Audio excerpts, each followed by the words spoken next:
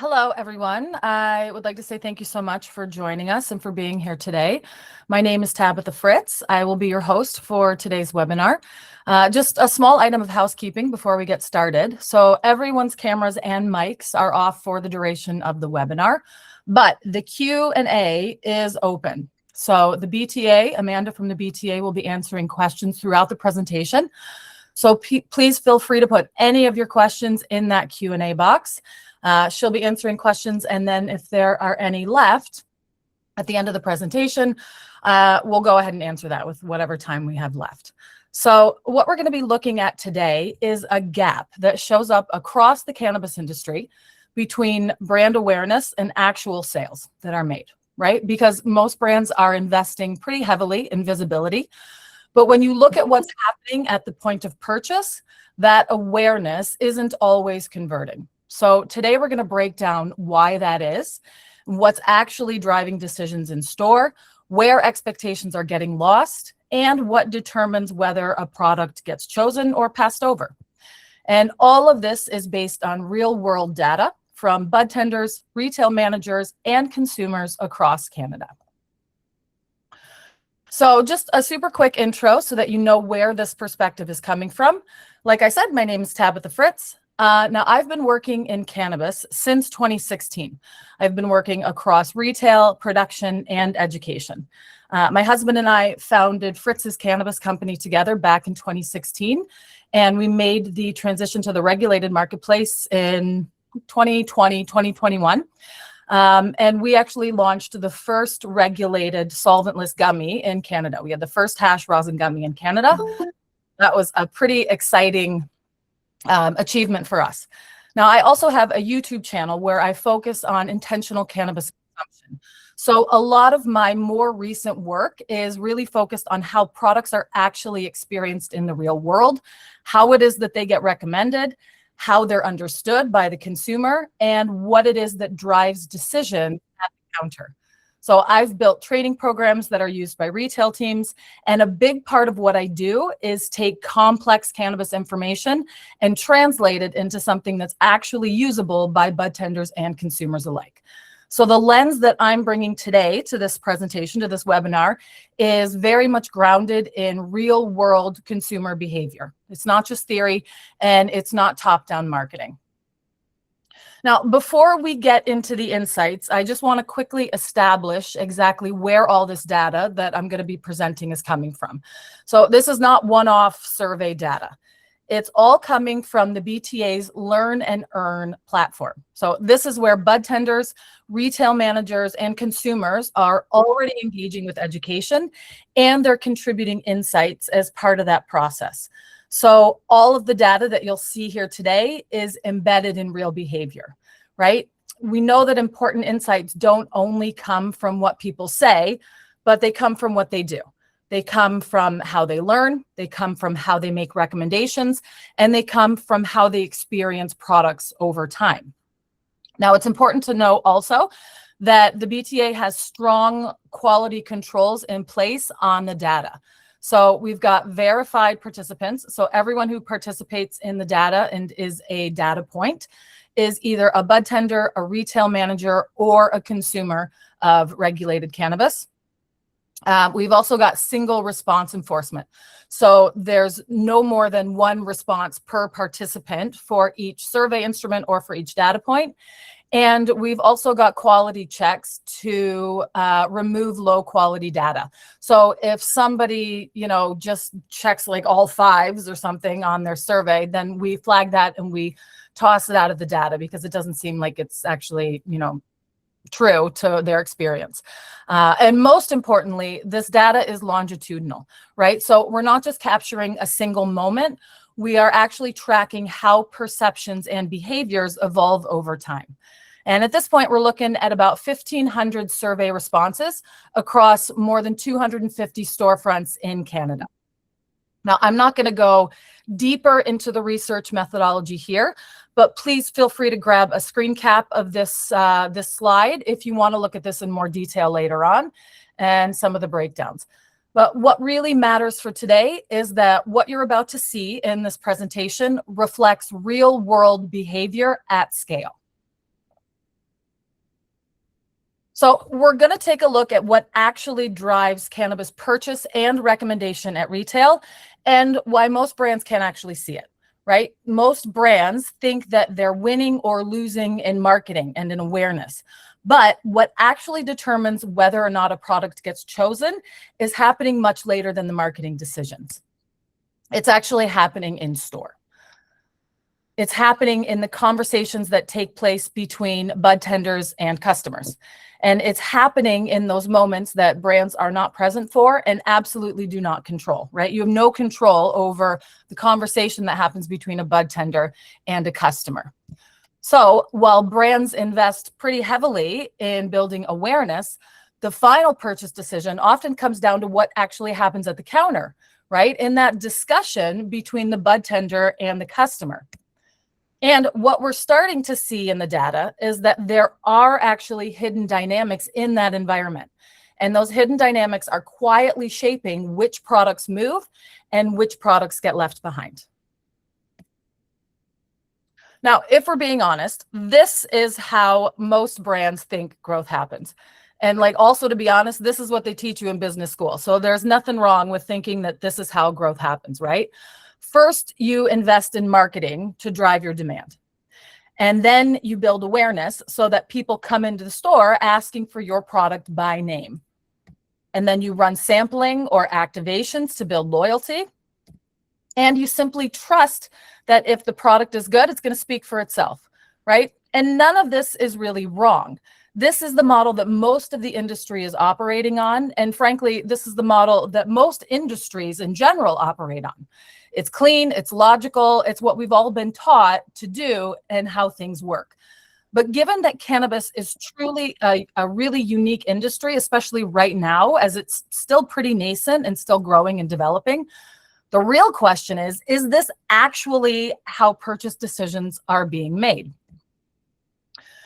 And in fact, the data shows us that this is not how purchase decisions are being made. Okay, so more than half of purchase decisions are actually happening in store. Customers usually are not walking in with a fixed choice. But even if they do walk in with an idea of purchase intent, they're often deciding at the counter, right? More than half the time. Now, on average, they're being guided through multiple recommendations before they land on a single product to purchase. Budtenders generally recommend 3 or more products per purchase. And in most of those cases, those recommendations are what determine exactly what's going to get purchased, right? Not the ad that the person saw on the back of a bathroom door in a club downtown, or not in the social media campaign that they remember seeing. 77% of purchases are influenced by the person working behind the counter making a recommendation. And this is where it gets really interesting, because what's actually driving trust and recommendation is not sampling. It's not samples provided to budtenders and store managers. It's actually education. Now, the BTA asked budtenders what it is that drives brand trust and recommendations, and the highest answer by far was education, right? The next highest was sampling, but education was much higher. So if that's true, then the way that most brands are investing to drive growth, it may be misaligned with how purchase decisions are actually being made. Now, most brands think that the purchase decision is happening before someone walks into a store. That if you've done your marketing well, the customer already knows what they're going to buy, right? They walk in with an idea of what it is that they're going to purchase, and they ask for it, and then they make the purchase. But that's actually not what the data shows. So what we see in the data is that 77% of consumers say budtenders influence their purchase, right? So over 3/4. And 68% say that staff recommendations are the single biggest driver of what it is that they're going to purchase. And budtenders are making multiple recommendations before the decision is made. So what's actually happening here, right? Customers aren't walking in with a fixed decision. In fact, they're building one right there at the counter based on what they're hearing from the budtender, who they are looking to as the expert. So this means that brands are not winning or losing in marketing. They're actually winning or losing at the counter. So if the decision is happening in store, then the next question becomes, what's actually driving those recommendations? Because that's the moment that determines whether a product gets chosen or not. Now, a lot of recommendations and a lot of choices are coming from past experiences, right? And on the surface, things look really strong here. Consumers know the brands, budtenders are recommending them consistently. We see that 79% of budtenders recommend the same few brands repeatedly, right? So brand clearly plays a role in recommendations that are made, and it also plays a role in purchase decision making. But when you follow that through to what actually happens after purchase, something is breaking in the chain. Now, consumers are less loyal than the recommendation patterns would suggest, right? If consumers were always taking a budtender's recommendation, then we would see approximately the same percentage of consumers repurchasing brands or products. But we actually see fewer consumer repeats than we do budtender recommendations. Despite budtender recommendations, we see only 70% of consumers are always or often repurchasing the same products. So it's significantly less than the recommendation patterns that we saw the budtenders making. And when we look at why, we see that 1 in 5 experiences do not match the expectations. Okay, so now we've got a different picture. Recommendation is happening, but it's not always being reinforced by the experience the consumer has when they take the product home, right? We know that a cannabis experience can be based on a number of factors. And so the experience is not matching what they're expecting. So then, of course, the next question is, why are consumer expectations consistently not being met? Even when a product gets recommended and even when it's purchased, it doesn't always hold up with the experience. In fact, we're seeing a meaningful number of consumers walking away feeling like their expectations weren't met. 20% is quite high. That's a fifth of consumers. So we want to know, why is that happening? Why are expectations being set one way and then not delivered on? So now we can use the data to actually look at what is driving that breakdown. Okay, so when we asked what causes people to lose trust in a cannabis brand, 92% said inconsistent product quality, right? Not price, not branding changing, not the marketing. It was consistency. Now, when we talk about consistency, especially for those of us who are working in the industry, we usually think about the product, right? We think about batch to batch consistency, a consistent cannabinoid ratio, the quality of the product is the same, the bud size is consistent, the cure is consistent from lot to lot, terpene profile is consistent from one harvest to another. And from that perspective, a lot of brands are doing a really good job, right? The product does seem consistent over time. But when you look at how consumers, not budtenders or people inside the industry, experience consistency, it's actually something different. So for them, consistency means, did this feel how I expected it to feel, right? Did it deliver the outcome I was expecting and looking for? And when we compare those two perspectives, a gap shows up. Now, about 93% of budtenders feel that the products they recommend will match the customer's expectation. But only 80% of consumers agree with that, right? So now we're looking at something different. The product can be consistent, but if the expectation isn't set correctly, then the experience still feels inconsistent for the consumer.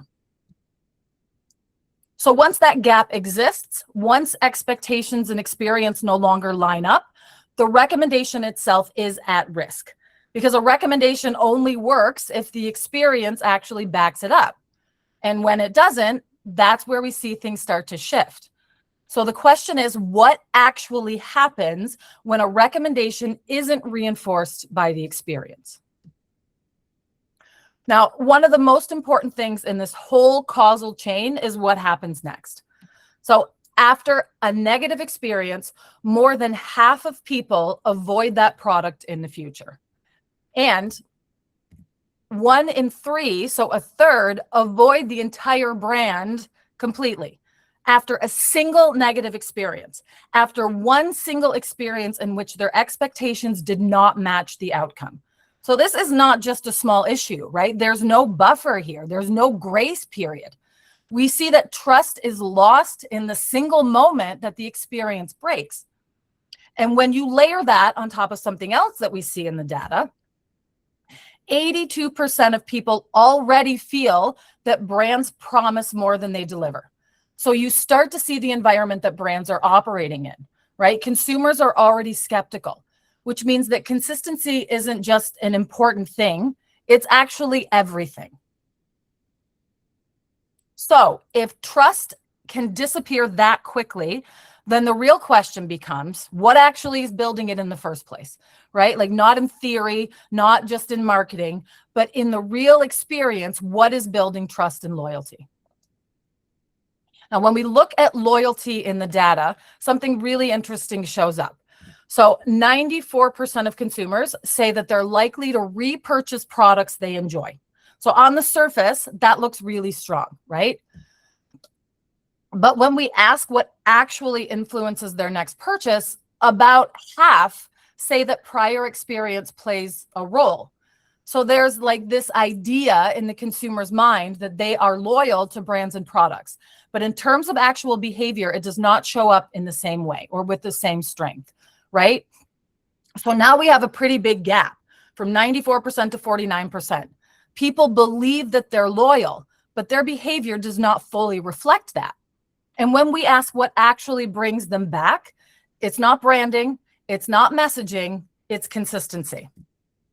69% of consumers say that consistent quality is the main reason they return.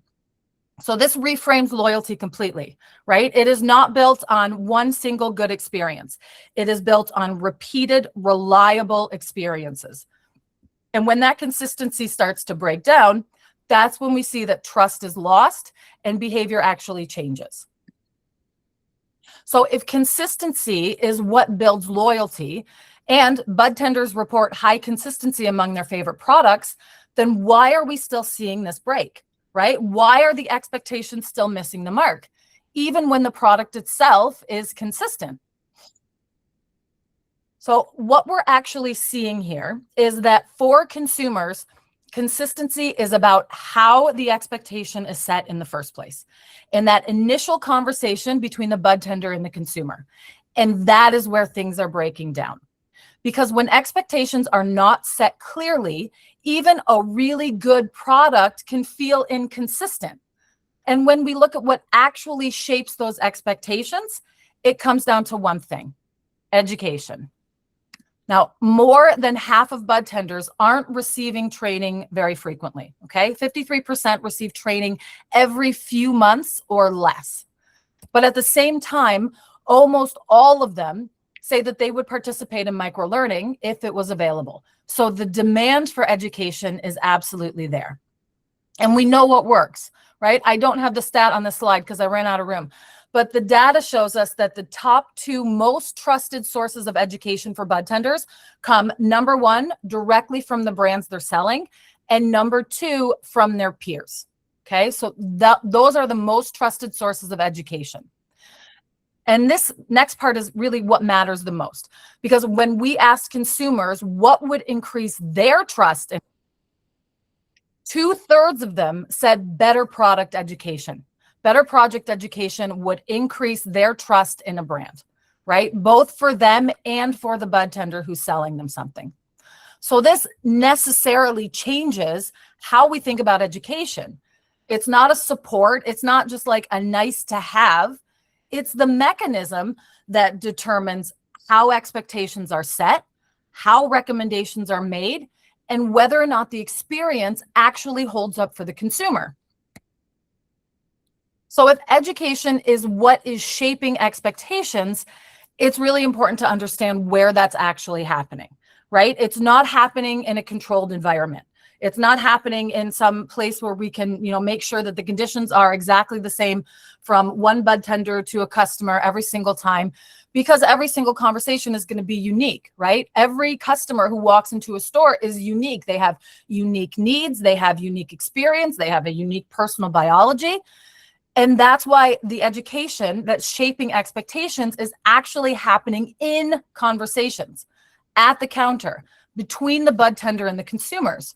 It's happening in real time, and it's part of the decision-making process itself, which means that every single interaction is shaping how a product is understood, how it's positioned, what the customer's expectations are, and whether or not it gets recommended at all. And most of all, this conversation is happening without any visibility by brands that are, that own the products that are being sold, or necessarily consistency, because every conversation is necessarily unique. And that's where the real problem actually starts. Because if education is happening in those moments, but you can't see how the brand is being explained, you can't measure why a product is being recommended or not, and you can't understand exactly where consumer trust is breaking down, then you lose control over how a product is actually experienced by the consumer when they get it home, right? So what you end up managing is the outcome instead of the decision. And this is where the gap becomes very clear, because the tools that most brands rely on today are not designed to capture any of that, right? POS data shows you what was sold, but it does not show you what drove the decision to make that sale or make that purchase. Marketing metrics show your reach, right? They let you know how many people are aware of your product, but it does not show you whether or not trust was built. And you can see the outcome, right? We can see the sales numbers, but we cannot see the moment the decision was actually made. And that means that the most important layer to this entire system, the human layer, is missing from the data that comes from these tools. And this is exactly the problem that the Budtenders Association was built to solve, right? It's built to capture what is actually happening at the counter across education, across recommendation, and real-world experience. But more importantly, to connect two things that are usually completely separate: research and education. Because inside the BTA system, you're not just collecting insight. Brands are actually asking targeted questions about their products and about the experience after the product was consumed, and then using those insights to shape the education that's happening at retail. So the system doesn't just tell you what's happening, it actually lets you respond to it in real time by delivering targeted and tailored education that is exactly supporting the conversations that the budtenders are having with consumers.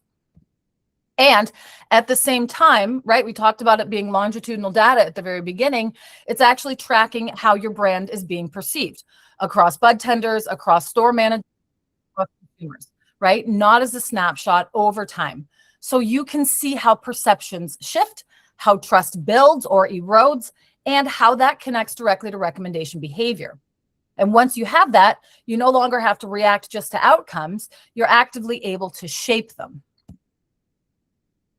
So this slide shows you what the system actually looks like in practice, okay?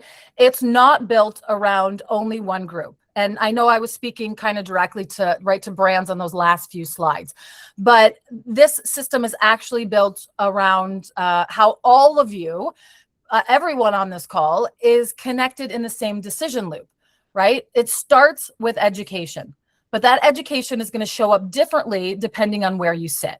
So for budtenders, it shapes how you understand products, how you understand potential effects, and how you make recommendations in real conversations so that you can appropriately set those expectations for the consumer so they get home, they use the product, the experience matches what they were expecting, right? For retail managers, it creates consistency across the sales floor. And it gives you visibility into what's actually happening at the counter, including what's getting recommended, what captures budtender and consumer trust, and what actually delivers on that experience, right? You are the ones who are making purchase decisions on a wholesale level. You're deciding what gets stocked on your shelves. So this gives you more insight into all of the the data around that so that you can make better decisions. And for consumers, your experience itself becomes the validation point. Did it match what you were told or not, right? Did that experience match what your expectations were? And that feedback is super important because it feeds back into the system, right? Over time, this isn't just capturing what happens, it's going to show how perceptions shift across everyone in the chain. What's being learned, what's being said, what's being taught to consumers, and what is actually being experienced. And how all of that actually connects to the purchase decisions that are being made at the retail counter every single day. Now, if you are part of the retail or consumer side of this system, this is where you come in, because everything that we've talked about today depends on real participation, right? For Budtenders, this is a place for you to build your knowledge, to earn rewards, and to share what you're actually seeing at the counter, right? One of the very cool things about BTA is that every time you answer a survey, every time you do an education module, you get points, and you can use those points to redeem them for rewards, right? So simply by sharing your experience and increasing your professional development and knowledge, you're being rewarded for that. But for retail managers, this gives you a way to stay ahead of what's working, right? And bring consistency to your floor, because if all of your budtenders have been trained on this targeted and tailored education delivered right from the brands that you're stocking in your shop, you can have a lot more faith and trust that the message being delivered is consistent, right, across your sales floor. And it's also going to give you insights that will help you shape what gets stocked over time, so that you know you've got the right assortment for your store, and you also have confidence that your team knows how to sell it. And for consumers, your experience is what actually closes the loop here, right? This is where you can share what worked and what didn't, and then be rewarded for that feedback. Consumers also get rewards for engaging in surveys, for answering questions, and there's education available for consumers on the website as well, right? The platform is absolutely free to join. There's no cost to the platform. It's free. And it gives you access to education, to insights. And for all three of these groups, it gives you a way to actively shape how this industry is evolving. Because, like, as I think probably everyone on this call knows, everything is changing all the time here in cannabis, right? If we take a bird's eye view, this is a brand new industry still, right? So things are changing and evolving all the time. Now, all you need to do to join is to visit the website, right? You go to budtendersassociation.ca. Don't forget the S in the middle, and click on the button that says join the community. That's it. Then you'll be guided through the process. It'll take you probably about like 10 minutes, because you're going to be answering questions to the initial survey and earning points for that survey to put towards rewards on the website. Okay, so again, it's budtendersassociation.ca, and then you'll just click join the community. There's a little button that looks like this, and then you can join for free. Now for brands, this unlocks this whole program unlocks a completely different level of visibility than you've ever had access to before, right? Because when you actually measure across budtenders, managers, and consumers at the same time, you stop seeing just, one version or one perspective of your brand, and instead you start seeing the gaps that exist between those versions. Gaps where maybe recommendations are really strong, but the experience isn't holding up for some reason. You can see where consumers are disengaging before managers ever adjust their ordering patterns. And you can see where perceptions are breaking down before that breakdown ever shows up in your sales, right? That's what the brand health index is capturing. It's not just capturing performance, but it's actually capturing misalignment across the entire system. BTA's brand health index is a standardized quarterly benchmarking system. So it's Canada's first system that was built specifically for the cannabis retail channel. And every quarter, it tracks brand health across 6 dimensions, which you can see here. We've got awareness, familiarity, trial, sentiment, recommendation, and behavioral frequency. Okay, so the data is sourced from verified BTA members. So remember I said in the very beginning on the data side that all members are verified. So that means that they are, it's verified that they are either budtenders, retail managers, or shoppers. And the data gets sorted by those 3 categories. The data is segmented by role and by geography. So it's segmented by province. So you can get a really nice cross-channel national picture of how your brand is actually being experienced. Now, the 3-role net promoter score breakdown is an incredibly powerful data point for any brand, right? A brand that's got budtenders who are confidently recommending it. We've got a +11 NPS score for the budtender, but consumers are actively unhappy with the experience. We've got a -27 for the consumer NPS, right? And store managers who barely even know the brand, we got a -37 here. That brand, they might think that they're doing really well because they're getting budtender recommendations, but they are sitting on a house of cards that can collapse at any minute because it's not the same across all 3 cohorts, right? So the sell-through data in that month might have looked really fine, but the BHI shows that the consumer experience is not confirming the recommendation, and that the people who control the ordering decisions are actually the most skeptical group in the entire room. That gap is where brands lose the repeat purchase cycle before there's any lagging indicator that catches it. So when you close that gap, you can stop guessing at how decisions about your brand are being made, and you can actually see how your brand is behaving in the marketplace. Now, on this slide is some data from a brand that BTA worked with in the last cohort that was run. So in 90 days, the brand saw a measurable shift in recommendation confidence, stronger product understanding at the retail level, both with budtenders and consumers, and there was a significant lift in sell-through during this campaign period. Because when people understand the product and they have their expectations realistically aligned with that product, they are far more likely to try it, first of all, and then purchase it again, right? Because they know what to expect. Now, we saw more than just increased awareness. We saw actual behavioral change with this pilot. And that, like, to be honest, is the real difference. Because when you understand what is happening inside the decision being made, you can start to influence what happens both before and after it. Now, for brands specifically, if you want to go deeper on this, the next step is pretty simple. So we run a 90-day pilot where we map exactly how your brand is being experienced across budtenders, across retail managers, and across consumers. We'll look at where you're being recommended and where you're not, and where the expectations are breaking down.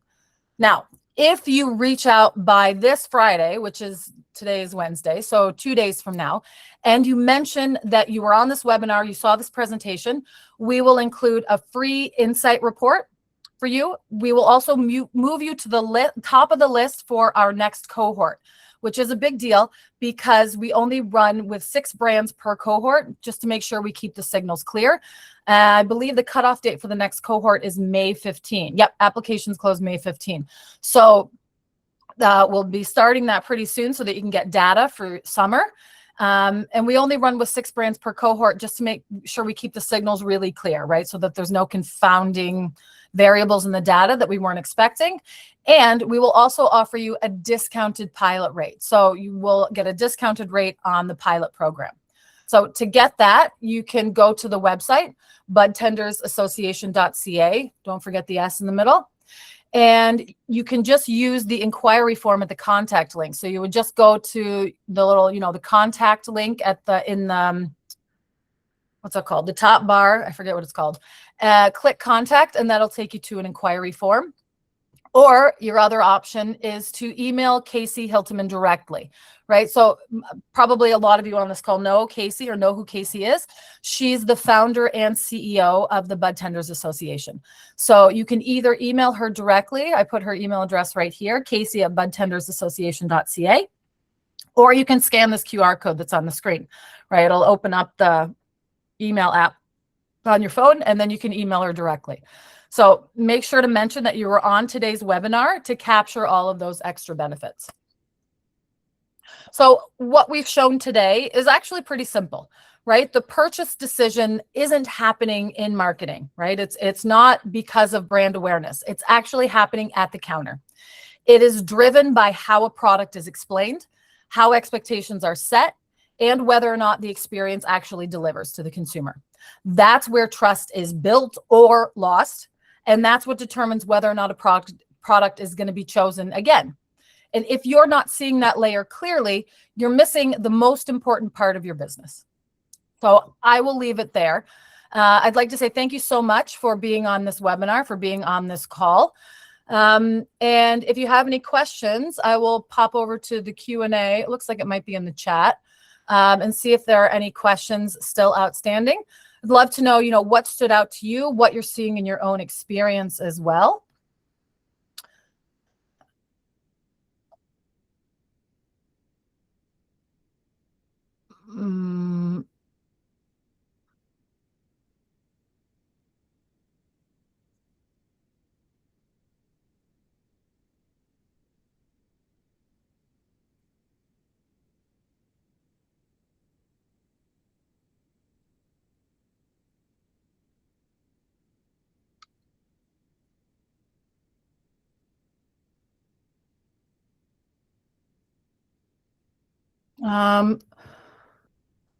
Okay, so I just see a few questions in the chat. So I'm not sure if Amanda answered them, but some of them I might be able to answer as well from having taken a look at the data. So how do you define education? Isn't sampling a form of education?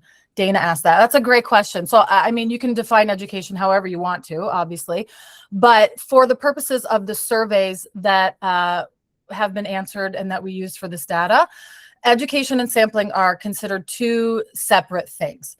So education is defined as, specific product or brand education that is delivered. It could also be cannabis education. So it could be around something like terpenes, could be around something like, different kinds of extracts or concentrates, where they come from. But sampling is considered sort of a different animal. And it's surprising that sampling does not drive trust as much as education. But I mean, if you think about it, I think it kind of makes sense, because education is, education's where you learn about something. And in order to really trust a product or an experience, I think you have to know the context of that product and experience. So for the purposes of these surveys, education and sampling are considered different things. So Kayla, number one isn't quality cannabis, it's education. That's pretty vague. What education is relevant? I think I just answered that. So it's specific education about brands, about products, about cannabis in general. Yeah.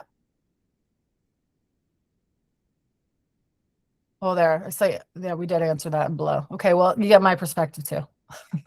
That's right, Lester. Everyone's ECS is different, right? Everyone's going to experience something different. So that's why it's so important that we set expectations ahead of time, because every consumer's personal biology, every consumer's set and setting when they consume is going to be different, right? And those things are outside of a budtender's control, obviously. So that's why it becomes so important to set appropriate expectations.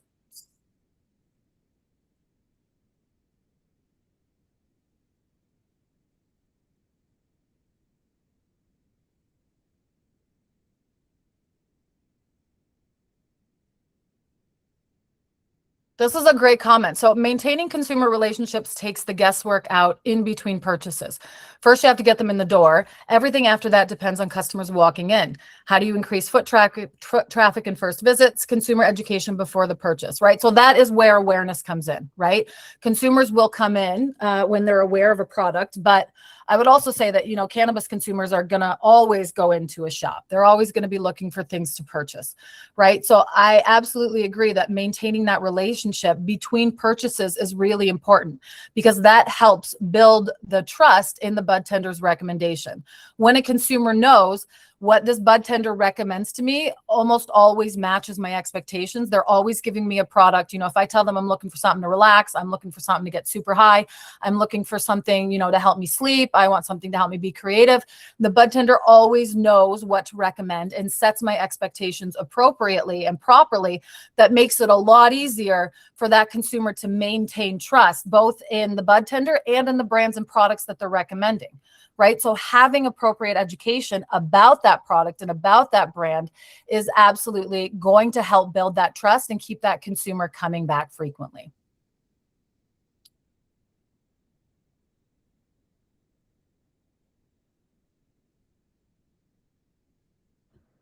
Tabitha, we had a few questions pop up at the very bottom of the chat if you want to scroll down and check that out. Thank you. I will. Okay. Okay, I'll just start at the bottom.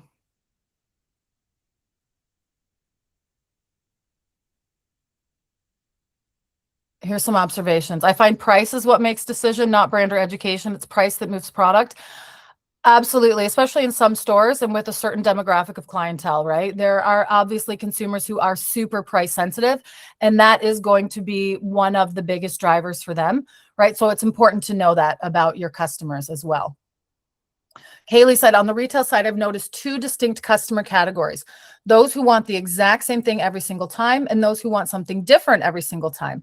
I've always been curious to see more data on the ratio of those segments. So I loved hearing about these surveys. Oh, okay, that's interesting. That would be something we could look into maybe for the next webinar. That's an interesting insight. So yeah, definitely we can look into that a bit more.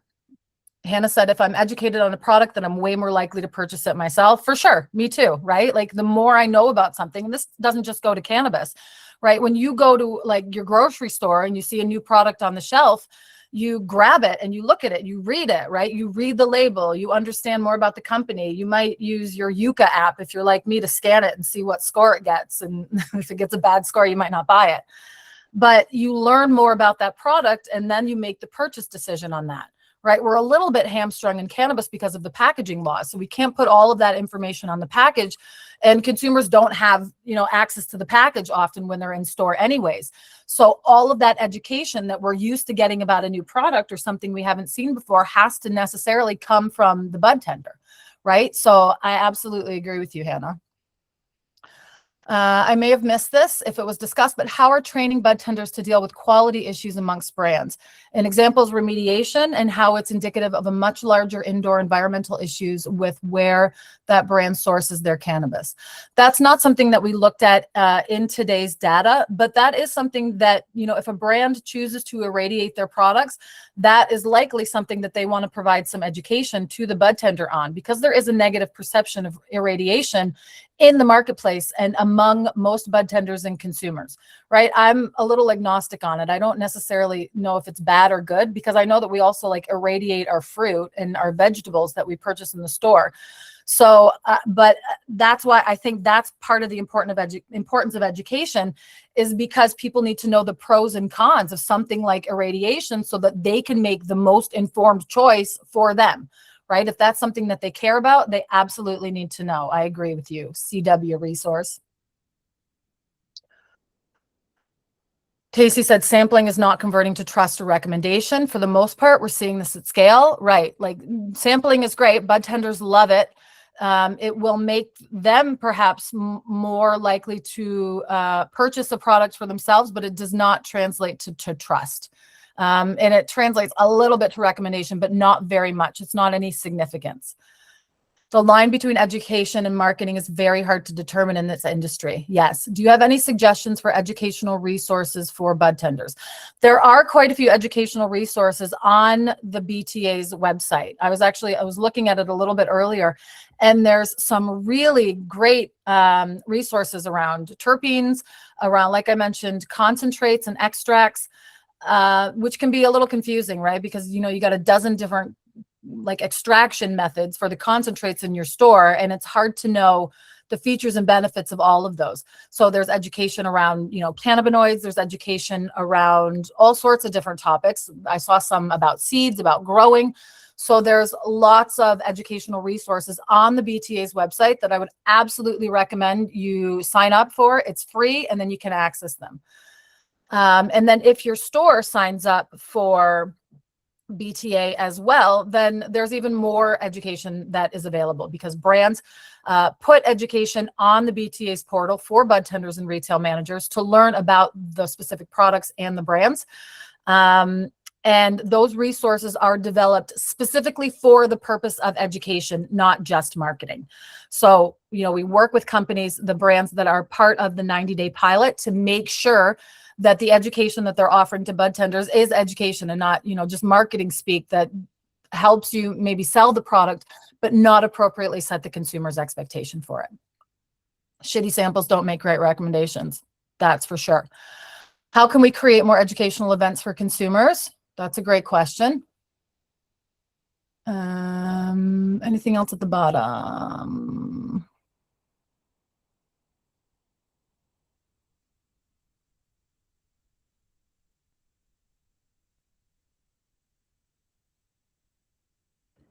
Oh, it's getting a little spicy in the chat. Okay.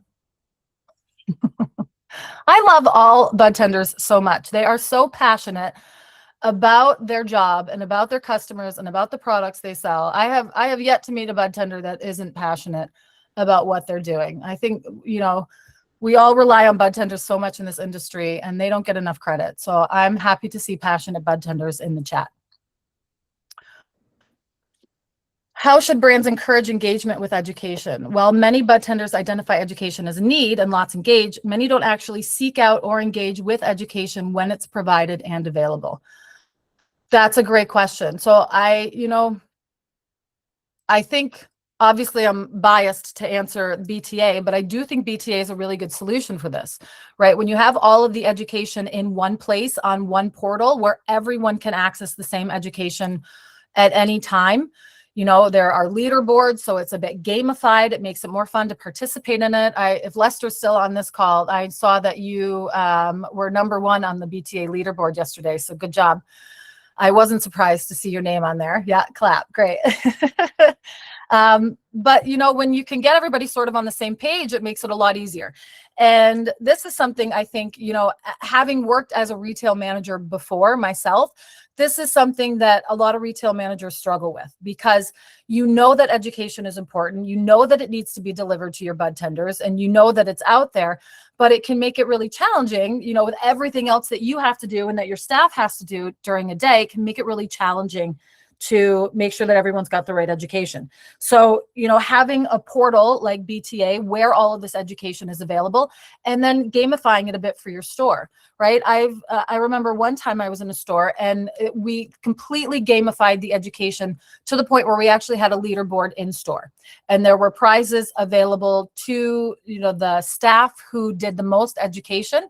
And at the end of the day, you know, there are a few people who do the most education, but everyone benefits. You're never going to be missing out because you've gotten more education, right? You've gotten more professional development to do your job well.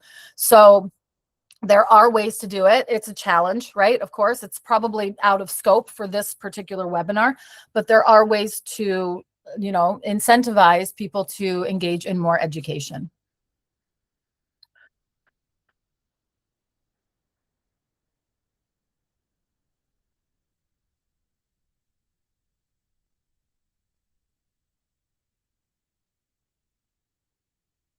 Yeah, irradiation is a very contentious subject. I understand that people feel very strongly about it, and that's fine. There's no reason that you shouldn't feel strongly about it. Cannabisworkersresource.com is job journeys. Oh, that's interesting. I'll check that out. Thanks for putting that there. Question from Will. How should brands encourage engagement with education? Well, many budtenders. Oh, I think I already did that one. Okay. Education needs to be better. What's the difference between beta carotene and just carotene? What's the difference between alpha and beta pinene? Oh, okay. So you're looking for more specific information on variations of terpenes. Okay. Molecular structure, etc. Great to know. Having education in one place is key. I've seen incentives where if you take a seminar or webinar, you get paid your hourly wage for that time you spent on education. Right, absolutely, right? And that, you know, that's a store level decision, a management level decision, but that's always a good thing. If you pay people to learn, right, then they're going to be a lot more likely to learn, because if, you know, I'm getting paid to sit through a seminar or a webinar, then I am absolutely going to do that because I'm benefiting all around. I'm benefiting from the education. I'm also benefiting, you know, from my pocketbooks getting a little bit fatter. So that's great. I agree. Budtenders Association, we have a lot of terpene resources coming out over the next month in the Growth Hub. Great. So there you go. There's a lot more resources on specific terpenes coming out. So if you're not joined, join up. Keep an eye out for those. there would be less turnover because they're invested as well. Yeah, absolutely. Right. You know that if somebody is like paying for you to get education, you're a lot more likely to stay in that store. You know that they value you, they value your education, and they value your development. So I agree with that.